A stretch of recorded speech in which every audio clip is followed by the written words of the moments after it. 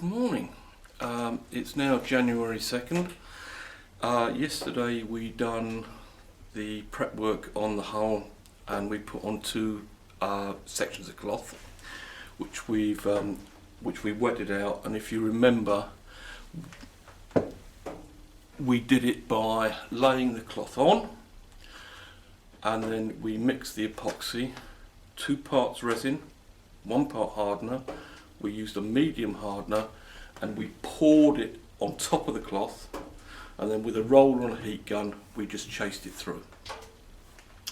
Today on the same 2 sheets we're going to do no rubbing down, no other prep work, but we are going to go on top. And the reason that we can do this is that if we rub our thumbnail in to the epoxy and we can make a small mark, then we're going to get a chemical to chemical bond. There's no wax with this epoxy, there's no blush to get rid of, so we're just going to go on top. And what we're going to do today is the ridges that are left by the cloth we're going to fill, and we're going to fill that with a mixture of flag, which is filleting, laminating and gluing. It's a thicker resin. We're going to use medium hardener again with it, but this time we're going to add some workshop mix to it. Workshop mix is a blend of wood flour, carboxyl and T-cell, which are cellulose fibres, and we use cellulose fibres in a replacement for chopped strand mat. We just find that it holds epoxy better. It's nicer to use basically. We're going to put on a creamy buttery goop and just spread it over. Once that's set we'll cut back to and that will be the final shaping of the hull done. The only thing that we'll do on then is 2 coats of sealing epoxy and the copper coat for the anti-fouling. It's fairly cold today, so I'll say we're going to try and get on as quickly as we can. The tools that we'll be using today will be a battery drill for mixing and a couple of spreaders, and that's going to be it. We'll have 2 gloves on the hands again because we will be getting glue fairly everywhere. And that's basically today's job. So I'm going to finish the tea, go and get the glue, which is, as I say, in the glue house, bring that through. We're going to have to keep taking it back and changing it today because it is so cold. I want to keep it as warm as I can. I may even use the microwave just to warm it up, but we'll see how we go on that. So 20 minutes to finish my tea. Might have to walk the dogs up the lane, and then we're going to crack on. See you in a bit.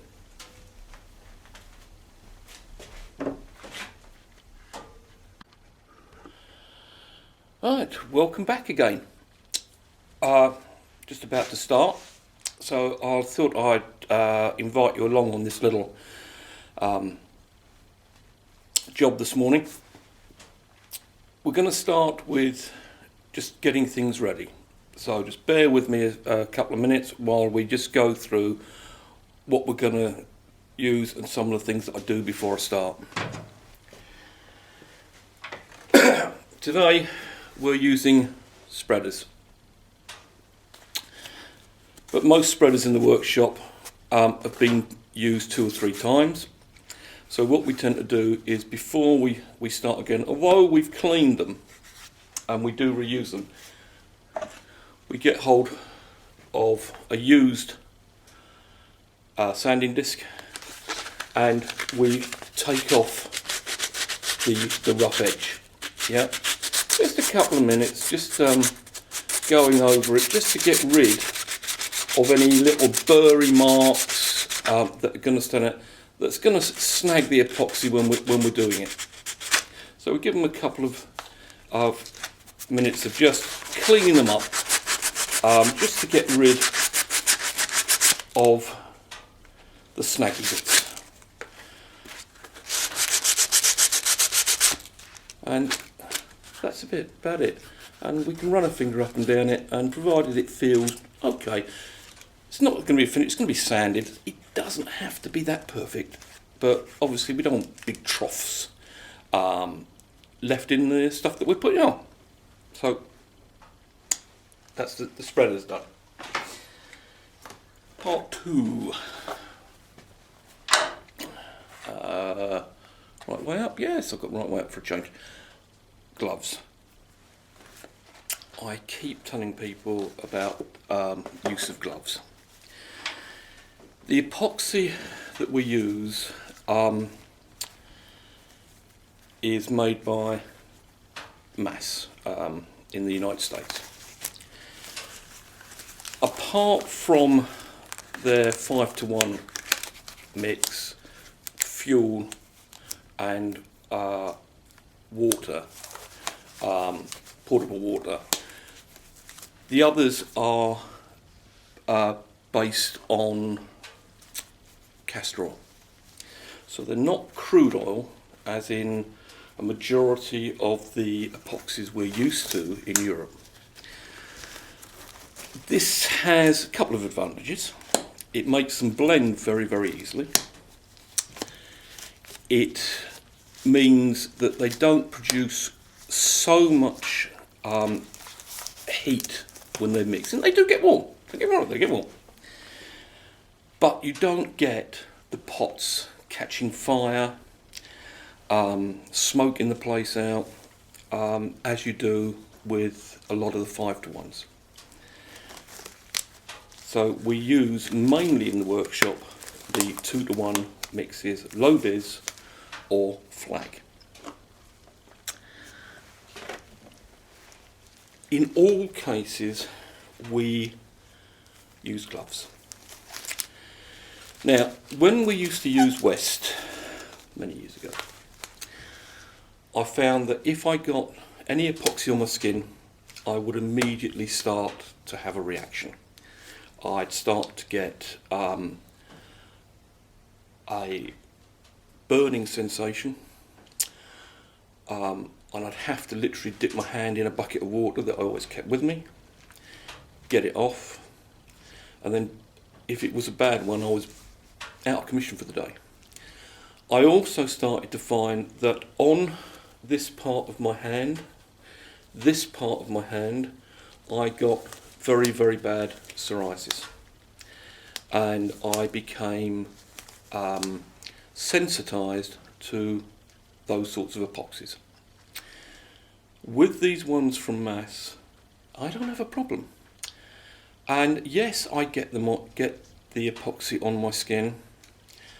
Yes, I agree with everybody who's going to write and say, no, you shouldn't, but we do. Bit of a problem up the top there, yeah, and I get it on there as well. But it doesn't cause me a problem. At the very worst, it's peeling off like sunburned skin, you know, when it goes all flaky and I lose a few hairs. That bit I don't like. But it doesn't cause me the problems that we used to have. Right, so we've got the gloves on. The only tools we're going to be using today are the battery drill for mixing, because we're going to be mixing 1.5, 2.5 litres at a go. So we've got the good old battery drill for doing this. Back in a minute.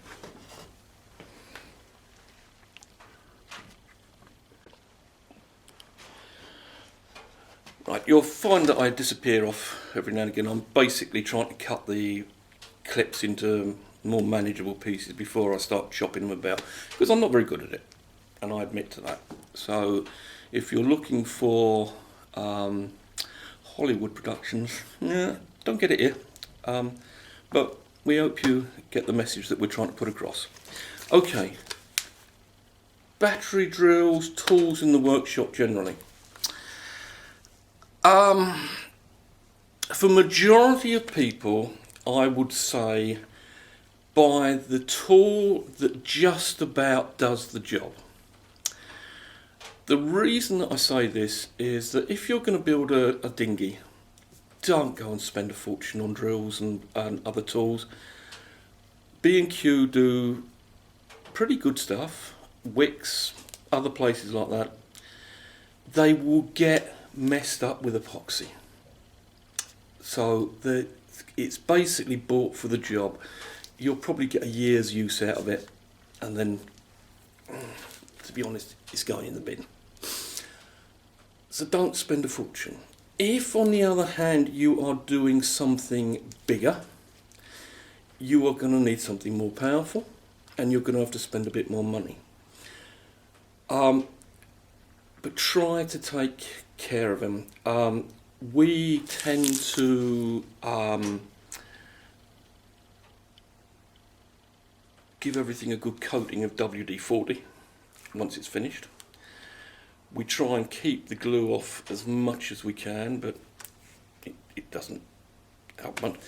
But again, we only buy to the standard that we need.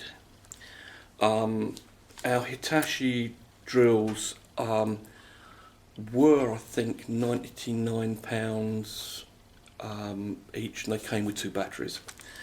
The reason that we went for that was that the batteries tend to be okay. It's the drill bodies that we tend to mess up, and we can buy the drill bodies at a reasonable price. So the batteries tend to last us, the drill bodies don't. It seems to be, for us, the opposite for other people. But it's purely the amount of epoxy and crap that's on there.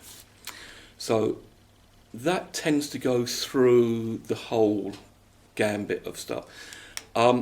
Sanders are slightly different because you're using the sander on dry dust. You can blow it out. And because epoxy is so damn hard, we spend money on our sanders. We buy the best that we can on the sanders. Again, buying for the job, but we do spend good money on them. So far, we've found that DeWalt just doesn't cut it.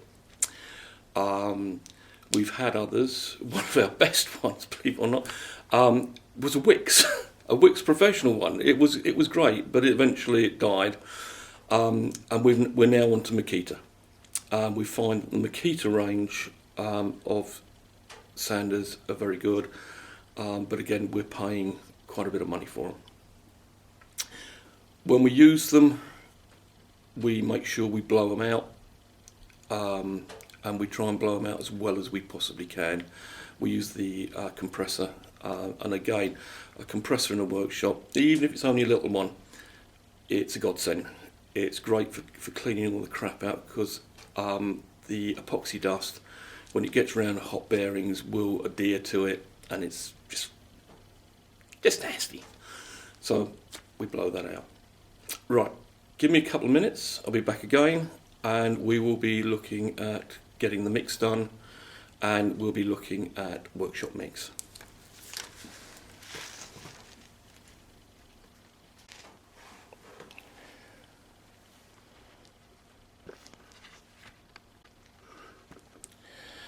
Right, back again. Most important thing in the workshop, tea. Yesterday when we were epoxying, I didn't mention that one of the things that we tend to do is always have some epoxy left over, and we leave this in our mixing jugs. The following day we crack the jug, knock out the puck, and this gives us a couple of things. By looking through it, we can tell whether we've got air bubbles, and that shows that we've had a good mix and it's flowed. The other thing, by looking at the base to see if it's sticky. If it's sticky, we didn't mix it well enough. This one's come out nice and clean, so we mixed it well, it's clear and it's set. So we know that the epoxy that we've put on is going to be good. We tend to keep these, they make lovely paperweights for people. Come to the workshop, they pinch them. The other thing that people use them for, believe it or not, is they take them and they use hole cutters and they make themselves little bearings out of them. It works.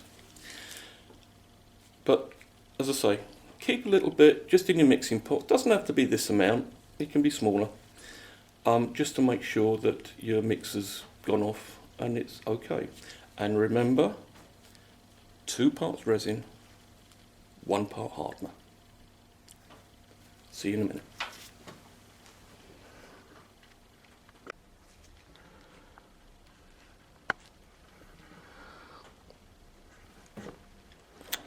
Hello once again, welcome back to the workshop.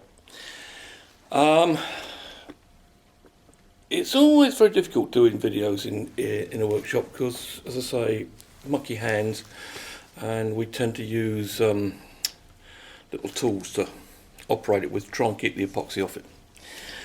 We're now going to start doing some mixing, so come on, let's have a go.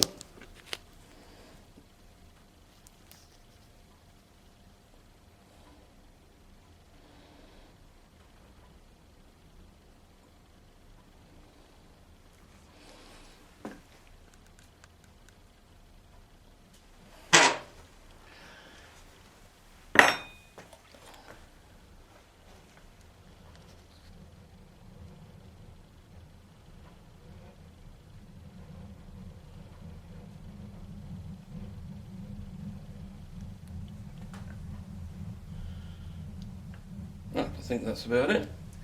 Okay. Hardener.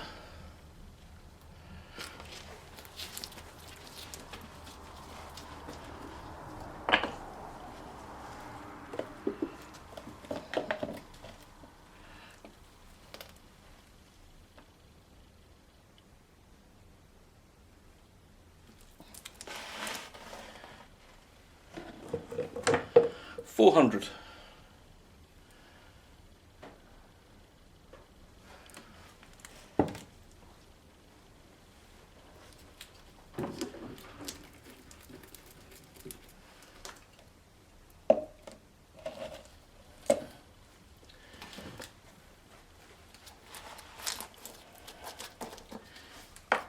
This is the flag. We can use the same container as the low vis because it's totally compatible, and we are going to have 800 of the flag. It's a much thicker epoxy than the low vis that we were using yesterday. Mixing container.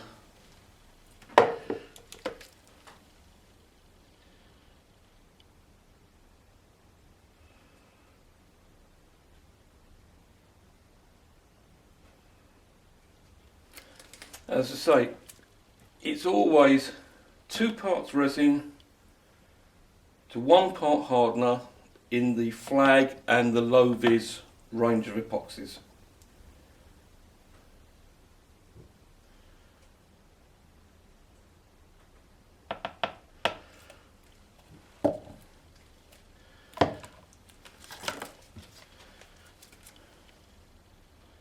Bits of stick.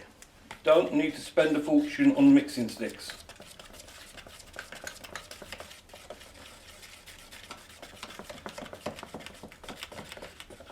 A quick whiz together.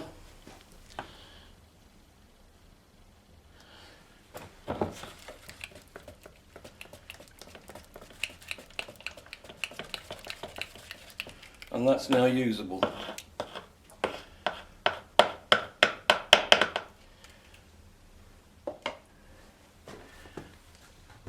We are, however, putting in some workshop mix.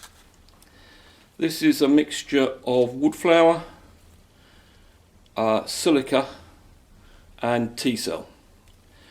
T-cell is a cellulose fibre, and it replaces chop strand mat. and we find it better, holds more epoxy, and is far better to tool and finish afterwards. Just as strong.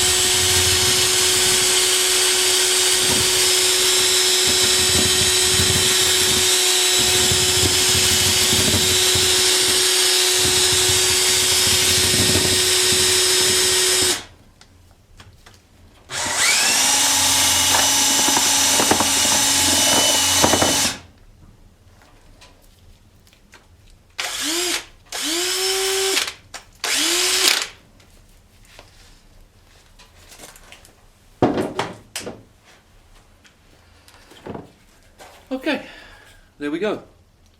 I don't know whether you're going to call it peanut butter constituency or whatever it is. You just get to know roughly what it is that you're after as you go along. So we are now going to go spreading. Up the top there.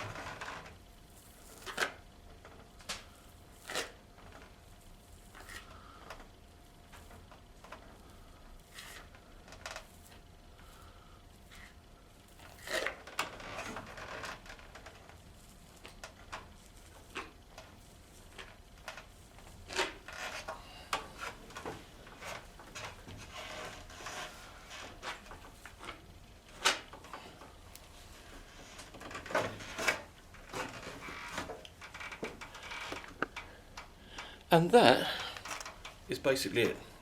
I'll come back to you when I've got this done.